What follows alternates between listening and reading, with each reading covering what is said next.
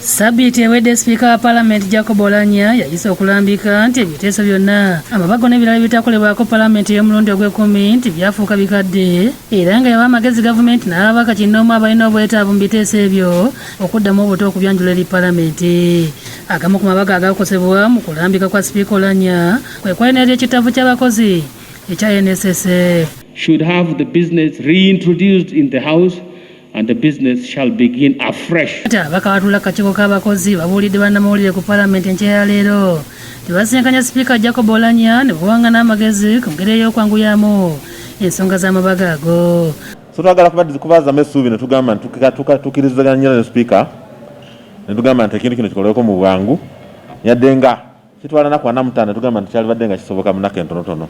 Margaret Labushaija Nambirwa agamba nti ebbago lino ery'ekitavvu ky'abakozi mu Parliament ey'omulundi ogw'e11 lyandibadde liggwa. Bwe tuwulira nga kitunyiga era tugamba buli akwatibwako ensonga eyo abeere nga akomya ayanguwako baleete ssente z'abantu basobole okubeerawo mu bulamu bw'ensi eno obunyigirizibwa olwa COVID n'ebigenderako. Ate Dr. Abdul Byakatonda abuulidde bannamawulire nti bwe kiba nti omukulembeze w'eggwanga yasinkana abakiise b'ababaka ne bakkaanya ku mulumulo obwali bulemesezza ebbago lino okusibwako omukono tewali nsonga z'amaanyi zigenda kulilemesa okuzzibwa mu Parliament okolebwako amangu okutaasa abakozi abakoseddwa omuggalo. Olwedde twali tumaze okulaba President kubanga walimu obutakkaanya nga abantu bagamba nti wemwikiza ssente zino ne basasula bano abantu bano ab'emyaka 45 bakasevinga emyaka 10 sente zijja kuggwawo.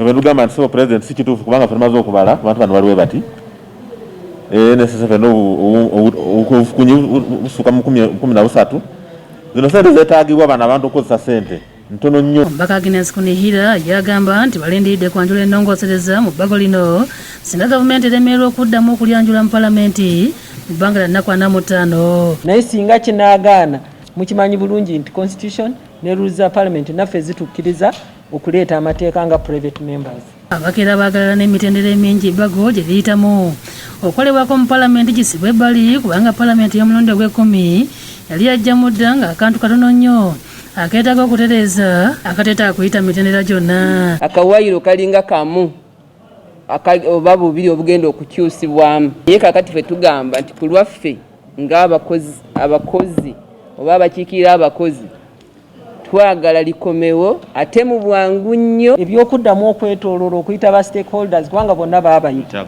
tetukiddamu tugende n'etteeka eryo baliyitemu balyanguye. Ate Asheruso Nowere nga ssente w'omukago ogutaba abakozi mu ggwanga ogwa Notu asabye ababaka b'abakozi obutassa mukono ku nsonga eno. Tulina essuubi ku bamemba ba Parliament baffe bagenda okukola kino kyonna kisoboka kulaba nti biira eno bagiyisa.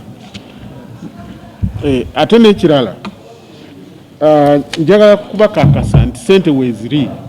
Kinajjukirwa nti Parliament yali yakkiriza abakozi abawezezza emyaka 45 nga bateese mu kitavvu ky'abakozi emyaka 10 okufuna ku nsimbi zaabwe ebitundu 2 ku buli 100 ekyaleetawo okusika omuguwa. Ekyo Nakasi Nobedi Utale ebyakusakidde eggulire eno ku Parliament.